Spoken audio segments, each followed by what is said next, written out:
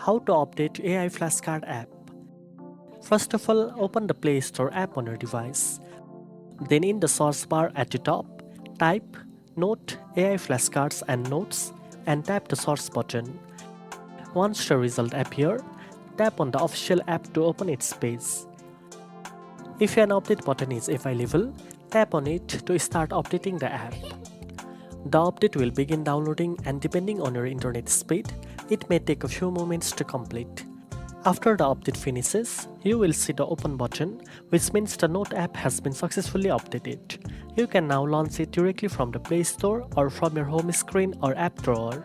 If the update button is not available, it means your app is already up to date with the latest version. Now you know how to update AI Flashcard app on Android.